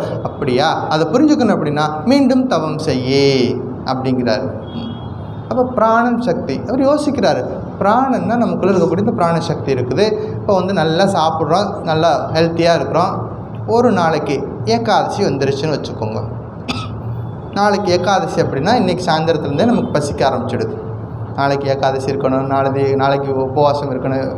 என்னாச்சு, பிராணசக்தி எப்படி வேலை செய்யும் அப்படின்னா, உடம்புக்கு உணவு கொடுத்தா தான் ஹெல்த்தியாக இருக்கும். உடம்புக்கு உணவு கொடுக்குற அந்த ஃபியூவல் வந்து குறைச்சிக்கிட்டே போயிட்டோம்னா அது வந்து வேலை செய்யாது.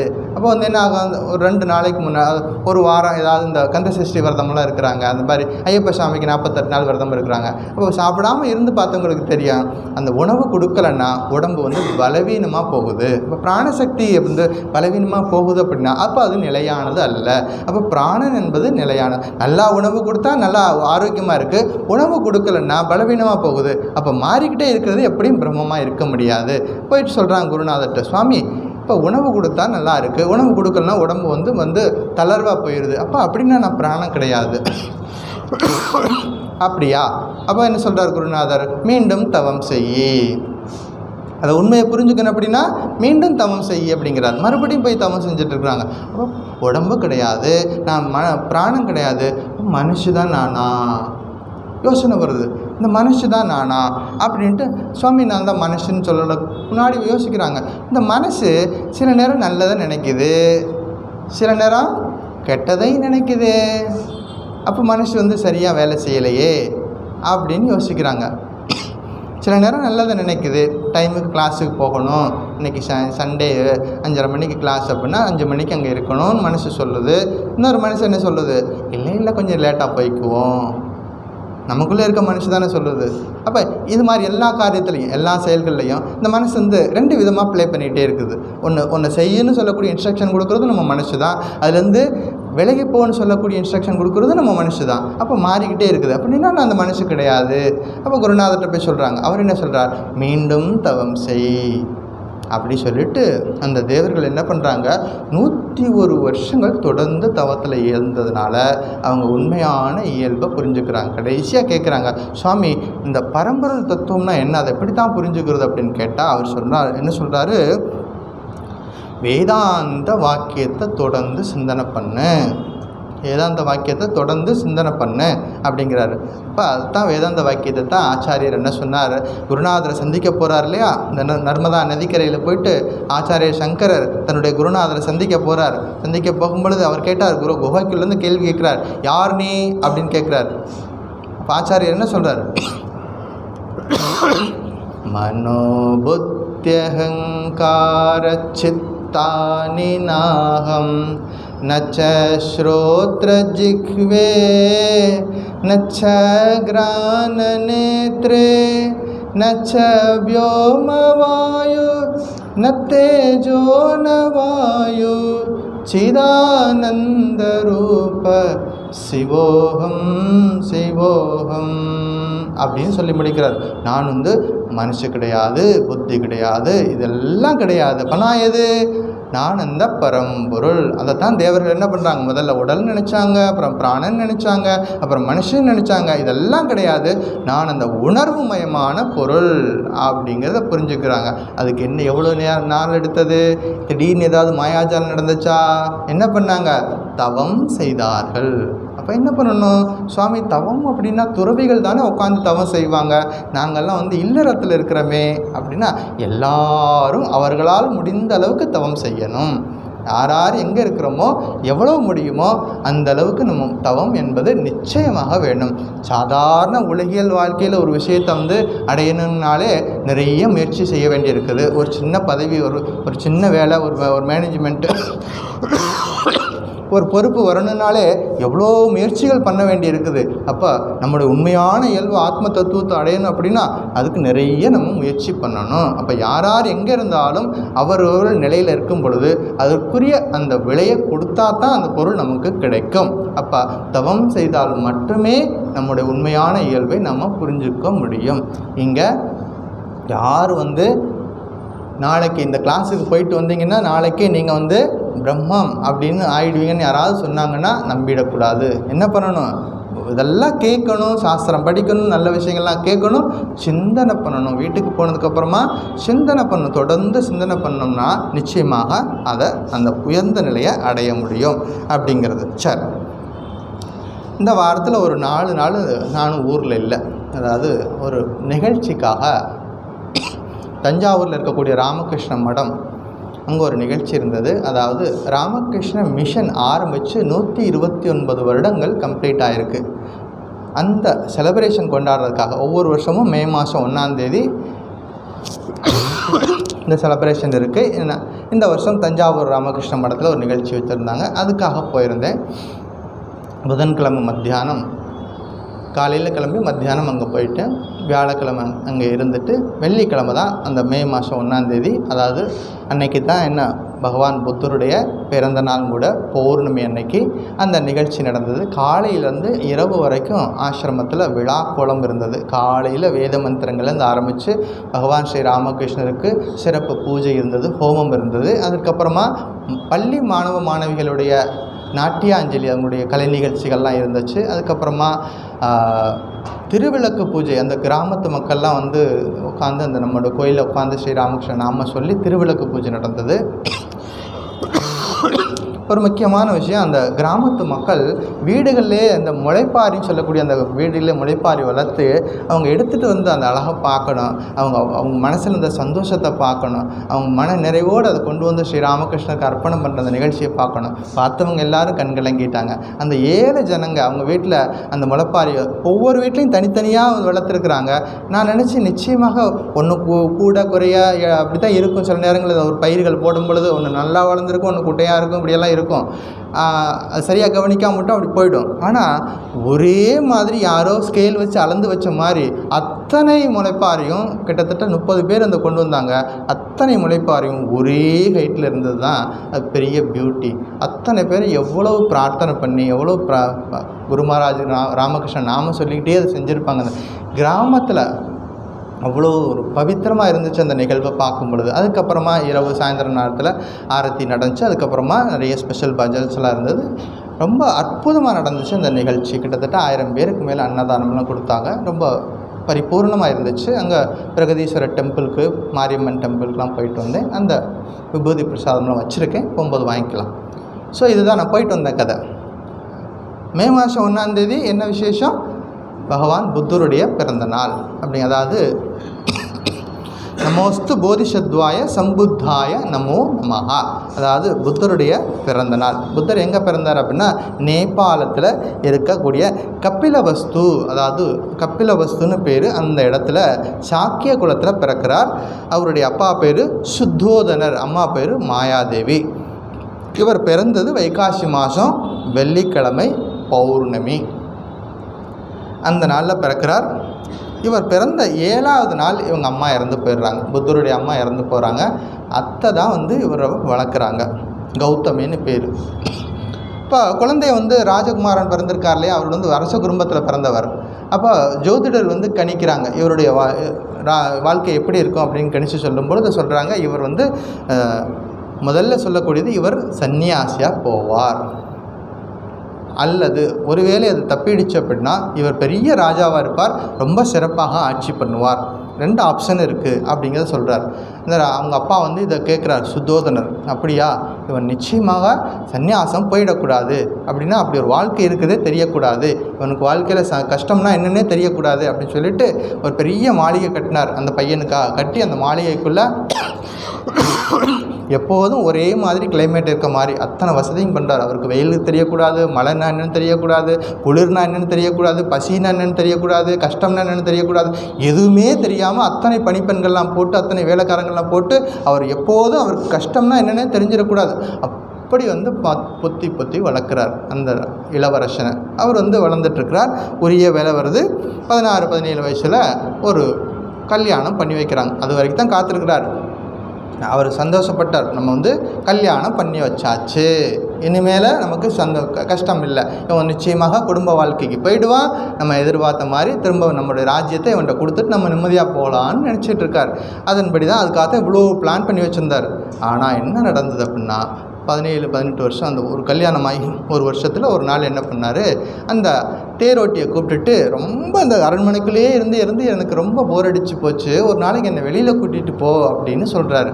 அவன் வந்து ராஜாவுக்கு தெரிஞ்சால் சத்தம் போடுவார் அப்படின்னு, இல்லை அவருக்கு தெரியாமல் போயிட்டு வந்துடுவான் அப்படின்னு சொல்லிட்டு என்னாச்சு, ஒரு நாள் அந்த வண்டியை கட்டிக்கிட்டு என்ன பண்ணுறாங்க, வெளியில் போகிறாங்க. வெளியில் போகும் பொழுது அவர் ஒரு காட்சியை பார்க்குறார். முதல் முறையாக அந்த கட்டடத்தை விட்டு முதல் முறையாக வெளியே வர்றார். வந்து பார்க்கும் பொழுது வீதியில் வந்து ஒரு வயசான பெரியவர் அப்படி குச்சி ஊனிட்டு போயிட்டே இருக்கார். இவர் இந்த புத்தர், அதாவது இது நாள் வரைக்கும் இந்த மாதிரி வயசானவங்களே பார்த்த கிடையாது. அந்த அரண்மனைக்குள்ளே இருக்கவங்க எல்லாரும் இளமையாக இருக்கிற மாதிரி வச்சுக்கிட்டே இருந்தார் ராஜா. வயசானவங்களுக்கு உள்ளுக்குள்ளே இடமே கிடையாது. வயசானவங்கன்னா என்னன்னே அவருக்கு தெரியாது. இப்போ பார்க்குறாரு, ரொம்ப வயசான ஒருத்தர் போயிட்டுருக்காரு. அவர் யாருன்னு கேட்டார். அவர் வந்து வயோதிகர்னு பேர். அதாவது கொஞ்ச நாள் கழித்து எல்லாருக்கும் இந்த மாதிரி வயோதிகம் வரும். அவர் வந்து வயோதிகர். அப்படின்னா எனக்கும் வயது ஆகுமா? முதல் முறையாக கேட்குறாரு. எனக்கும் வயதாகுமா? நானும் அப்படி ஆவேனா? நிச்சயமாக சுவாமி, எல்லாரும் ஒரு நாளைக்கு இந்த வயோதிகத்தை நோக்கித்தான் போகிறோம். நிச்சயமாக. ஓ அப்படியா? முதல் முறையாக அவருக்குள்ளே ஒரு விதை விழுகுது. அப்போ மனுஷன் வந்து இந்த உடம்பு இருக்குது, இந்த உடம்பு வந்து ஆரோக்கியமாக இருக்குது, அந்த உடம்புக்கு ஒரு நாளைக்கு ஒரு எண்டுன்னு ஒன்று இருக்குது அப்படின்னு புரிஞ்சு போச்சு. வீட்டுக்கு வந்துட்டாங்க, அரண்மனைக்கு வந்துட்டாங்க. அடுத்த நாள் மறுபடியும் என்ன பண்ணுறாங்க, வண்டி கட்டிட்டு வெளியில் போகிறாங்க. இன்றைக்கி போகும்போது ஒரு காட்சியை பார்க்குறாங்க. ஒருத்தர் என்ன பண்ணுறாரு, ரொம்ப நோய்வாய்ப்பட்டு படுத்திருக்கிறாரு. ரொம்ப உடம்பு சரியில்லாமல் படுத்திருக்கிறாரு. அப்படியே கொடுக்கணும்னு நடுங்குது, அவருக்கு உடம்பெல்லாம் நடுங்குது. இந்த காட்சியை பார்க்குறாரு. இவர் ஏன் இப்படி படுத்திருக்கிறாரு? அப்படியா, அவர் வந்து நோயாளி. ஏன் நோயாளியாக இருக்கார்? அவருக்கு உடம்பு எடுத்திருக்கோம் இல்லையா, உடம்புக்கு ஏதாவது ஒரு நோய் வந்துடும். யாருக்காவது ஏதாவது ஒரு நோய் மூலமாக தான் வந்து இந்த உடம்பு என்ன ஆகும், கொஞ்சம் நாள் கழித்து உடம்புலேருந்து நம்ம வெளியில் போக முடியும். அப்படிங்கிறத உடம்புக்கு நோய் வரத்தான் செய்யும். அவருக்கு நோயாளி. அப்படின்னா எனக்கும் நோய் வருமா? ஆமாம். ரெண்டாவது நிகழ்ச்சி. முதல் நிகழ்ச்சி வயோதிகரை பார்க்குறார். ரெண்டாவது நிகழ்ச்சி இந்த உடம்புக்கு வியாதி என்பது வரும் அப்படிங்கிறது தெரியுது. கொஞ்ச நாள் கழித்து இன்னொரு நாள் என்ன பண்ணுறாரு, அரண்மனை விட்டு அந்த ரதத்தில் ஏறி போயிட்டுருக்கார். மூணாவது காட்சி பார்க்குறார். மூணாவது காட்சி பார்த்தா என்ன பண்ணுறாங்க, ஜனங்கள்லாம் நடந்து போயிட்டுருக்காங்க. இப்போ 4 பேர் என்ன பண்ணுறாங்க, ஒருத்தரை படுக்க வச்சு 4 பேர் தூக்கிட்டு போகிறாங்க. ஒருத்தர் படுத்துருக்கிறாரு, அவருக்கு மாலையெல்லாம் போட்டிருக்கிறாங்க. அவர் 4 பேர் சேர்ந்து தூக்கிட்டு போகிறாங்க. இது என்னது, இவரே நடந்து போகாமல் யாராவது 4 பேர் சேர்ந்து தூக்கிட்டு போகிறாங்க, இவர் யார் அப்படின்னு கேட்டார். இவர் வந்து இறந்து போயிட்டார். இவருக்கு பேர் பிணம். என்னது, மனுஷனாக இருந்தவன் பிணமா? அப்போ நானும் ஒரு நாளைக்கு இறந்து போவேனா? ஆமாம், நிச்சயமா. ஒரு நாளைக்கு இந்த உடம்பு காணாமல் போகும். இந்த உடம்பு என்ன பண்ணும், ஒரு நாளைக்கு போயிடுச்சுன்னா இப்படித்தான் 4 பேர் என்ன பண்ணுவாங்க, நம்மளை வந்து எடுத்துகிட்டு போவாங்க. எங்கே கொண்டு போகிறாங்க? சுடுகாட்டுக்கு கொண்டு போகிறாங்க. கொண்டு போய் என்ன செய்வாங்க, எரிச்சிருவாங்க. ஓ அப்படியா, இந்த உடம்புக்கு இத்தனை மாற்றங்கள் இருக்கிறதா? இந்த உடம்பு வயோதிகமாகுது, இந்த உடம்பு நோய்வாய்ப்படுது, இந்த உடம்பு ஒரு நாளைக்கு காணாமல் போயிடுமா அப்படின்னு பார்க்குறார். சரி, அரண்மனைக்கு வந்துட்டார்.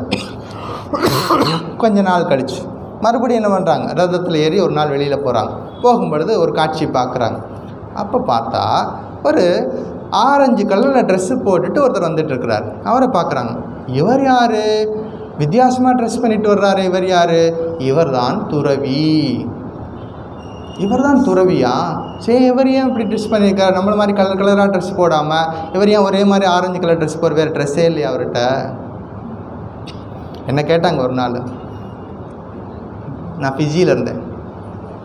அப்போ ஒரு இந்தியர்கள் அந்த துறவு இதை பற்றியெல்லாம் தெரியாத ஒரு மாற்று மதத்தை சேர்ந்தவங்க ஒரு நாள், சுவாமி என்ன நீங்கள் எப்போ பார்த்தாலும் ஒரே கலரில் ட்ரெஸ் போட்டே வர்றீங்க,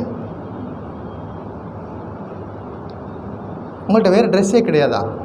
நான் நல்ல ட்ரெஸ் வாங்கிட்டு வரேனே, நல்ல பேண்ட் ஷர்ட்லாம் வாங்கிட்டு வரேன் அப்படின்னா. அப்போ அவங்களுக்கு என்ன தெரியல, இந்தியாவில் துறவிகள்னால் இப்படி இருப்பாங்க, அவர்களுக்கு இப்படி ஒரு ட்ரெஸ் கோடிங்கெல்லாம் இருக்குது அப்படிங்கிறது தெரியாது. இப்போ அவங்களுக்கு சொல்லி கொடுத்தேன். அதாவது இந்து மதத்தில் 4 வாழ்க்கையை 4 பிரிப்போம். பிரம்மச்சரியம், கிரகஸ்தம், வானப்பிரசம், சந்நியாசம். இந்த சன்னியாசிகளுக்கு ஒரு ட்ரெஸ் கோடிங் இருக்குது. அதுதான் இந்த ட்ரெஸ்ஸு. எங்களுக்கு 24/7 இதுதான் எங்களுடைய யூனிஃபார்மு அப்படிங்கிற சொன்ன. ஓ அப்படியா, நல்லா இருக்கே. அப்போ அது மாதிரி என்னாச்சு, இந்த புத்தருக்கு முதல் முறையாக பார்க்குறாரு, இந்த ஆரஞ்சு கலர் ட்ரெஸ்ஸில் போகிறாரு, அவர் துறவி. அப்போ அவர் ஏன் அப்படி கலர் ட்ரெஸ் போட்டிருக்காரு அப்படின்னா, அதாவது ஆத்ம சிந்தனை பண்ணணும், நான் உடம்பு அப்படிங்கிறது வெளியே வரணும். அப்படின்னா இது போன்ற சந்நியாசத்துக்கு போகும் பொழுது அதிகமாக வாய்ப்பு இருக்குது உட்காந்து ஆத்ம சிந்தனை பண்ணுறதுக்கு. தேஹேகம் மத்திருஜ்யதா, எங்கேயோ கேட்ட மாதிரி இருக்குல்ல, இன்னைக்கு படித்தது தான். தேஹேகம் மத்திருஜ்யதா. அப்போ சன்னியாச வாழ்க்கையில் இருக்கும் பொழுது அதிகமாக இறைவனை சிந்தனை பண்ணுறதுக்கு வாய்ப்பு கிடைக்குது. அவர்கள் வந்து ஒரு ட்ரெஸ் கோடிங் வச்சுருக்காங்க, முறையான வாழ்க்கை முறை இருக்குது, இப்படியெல்லாம் சொல்லியிருக்கோம். ஓ அப்படியா? இப்போ புத்தருக்கு 4 காட்சிகள் பார்க்குறாரு. முதல் காட்சி வயோதிகர், 2வது காட்சி நோயாளி, 3வது காட்சி இறந்து போன பிணம், 4வது காட்சி சன்னியாசி. ஆசிரமத்துக்கு, அதாவது வீட்டுக்கு வர்றார், பங்களாவுக்கு வர்றார், ஒன்றும் யார்கிட்டையும் ஒன்றும் சொல்லலை, நடுராத்திரியில் சத்தம் இல்லாமல் கிளம்பி சன்னியாசியாக வெளியில் போனார்.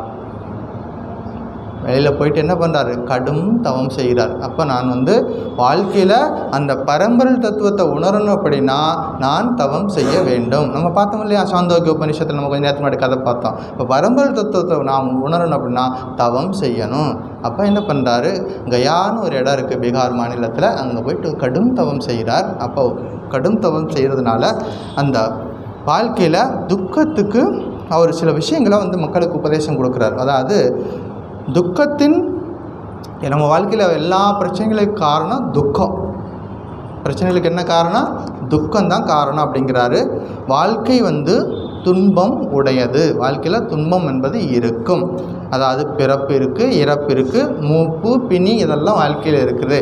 அதாவது வாழ்க்கை துன்பம் இருக்குது, ஒத்துக்கோ. அடுத்தது துன்பத்துக்கு என்ன காரணம் அப்படின்னா ஆசையும் தன்னலமும். ஆசைன்னா புரியுது, தன்னலம்னா என்னது? பொசசிவ்னஸ், இது எனக்கே ஒன்றான, எனக்கு சொந்தம், என்னுடையது, அதெல்லாம் தன்னலம் இருக்கிறதுனால நம்ம வாழ்க்கையில் கஷ்டமாக படுறோம் அப்படிங்கிறார். 3வது ஆசை இல்லாமல் போச்சுன்னா அதுக்கு பேர் தான் முக்தி. எப்போ நம்ம மனசில் ஆசை இல்லையோ அப்போ முக்தி, அதுக்கு பேர் தான் நிர்வாணம்னு அவர் சொல்கிறார். அவருடைய வாழ்க்கையை, அவருடைய உபதேசப்படி நிர்வாண நிலை அப்படின்னா அது முக்தி நிலைன்னு பேர். சரி, இப்போ அந்த முக்தி நிலையை அடைகிறதுக்கு அவர் இந்த 4 போதனைகளை சொன்னார், 8 வழிமுறையை சொல்லியிருக்காரு. இதுதான் புத்தருடைய மொத்த உபதேசங்களில் 4 போதனைகள் 8 வழிமுறைகள். இந்த 4 போதனைகள் என்னது? வாழ்க்கை துன்பம் உடையது, 2வது துன்பத்துக்கு காரணம் ஆசையும் தன்னலமும், அதாவது ஆசை அடங்கின நிலை தான் முக்தி. அந்த ஆசையை அடைகிறதுக்கு 8 வழிகள் இருக்குதுன்னு சொல்கிறார். 8 வழி என்னென்ன இருக்குது? நல்ல காட்சி, நல்லதையே பாரு, பத்ரம் கர்ணே பிஸ்ருணியாம தேவா, வேத மந்திரம் சொல்லுது. நல்லதையே நாங்கள் பார்ப்போம், நல்லதையே நாங்கள் கேட்போம்னு சொல்லி கொடுக்குது. நல்லதை பார்க்கணும், நல்ல எண்ணம் இருக்கணும், நல்ல வார்த்தை சொல்லணும், நல்ல செயல்களை செய்யணும், நல்ல வாழ்க்கை நடத்தணும், நல்ல முயற்சியை பண்ணணும், நல்ல நடத்தை இருக்கணும், வாழ்க்கையில் நல்ல உறவு இருக்கணும்.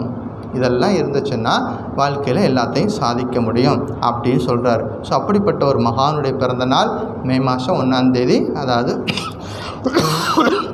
வெள்ளிக்கிழமை வந்துச்சு. இந்த புத்தரை பற்றி சுவாமி விவேகானந்தர் தன்னுடைய கம்ப்ளீட் ஒர்க்ஸ் ஆஃப் சுவாமி விவேகானந்தர் நீங்கள் படித்து பாருங்கள். பல்வேறு இடங்களில் இந்த புத்தரை மேற்கோள் கட்டிக்க சொல்வார் சுவாமி விவேகானந்தர். அவர் தான் என்னுடைய ஐடியல் அப்படிம்பார். ஏன்னா புத்தர் வந்து வாழ்க்கையில் நிறைய விஷயங்களை சொல்லி கொடுத்துருக்குறாரு அப்படிங்கிறத பார்க்குறோம். அவருடைய உபதேசத்தில் முக்கியமாக நம்ம சொல்ல வேண்டிய விஷயம் என்னென்னா, மனிதன் பழக்கத்திற்கு அடிமையானவன். நல்ல ஞாபகம், மனிதன் பழக்கத்திற்கு அடிமையானவன், ஒரு முறை செய்த செயலை திரும்ப திரும்ப செய்யும் தன்மை கொண்டவன். அதனால் பாவம் தரும் செயல்களை தவிர்த்து நல்ல செயல்களை செய்ய பழகணும். ஏன்னா நம்ம எதையாவது ஒன்று செஞ்சிட்டோம்னா கம்ப்ளீட்டாக என்ன பண்ணுவோம்? திரும்ப திரும்ப அதையே ரிப்பீட் பண்ணிகிட்டே இருப்போம். பழக்கத்துக்கு அடிமையானவன். அதனால் நல்ல விஷயங்களை செய்து பழகிட்டிங்கன்னா அது ரிப்பீட் ஆகும். இப்போ கெட்ட விஷயத்தை சுவாமி நான் எப்படி கெட்ட விஷயத்துலேருந்து விலகிறது, கெட்ட விஷயத்துலேருந்து எப்படி விலகிறதுனா அதுக்கு பதிலாக என்ன பண்ணணும்? நல்ல விஷயத்தை செய்துக்கிட்டே போனோம்னா அது நமக்கு ரிப்பீட் ஆகும். அப்போ கெட்ட விஷயத்துலேருந்து ஆட்டோமேட்டிக்காக விலகி வந்துடுவோம். இப்படி நிறைய விஷயங்கள் இருக்குது. இது இருக்கிறது அடுத்த வாரம் பார்ப்போம். இன்றைக்கு பார்த்தது தேஹேஹம் மதிருஜ்யதா, give up the idea that I am the பாடி, அதுலேருந்து வெளியே வரணும். மீதி இருக்கிறது அடுத்த வாரம். ஓம் சாந்தி சாந்தி சாந்தி. ஹரி ஓம் தத் சத். ஸ்ரீராமகிருஷ்ணார்ப்பணமஸ்து.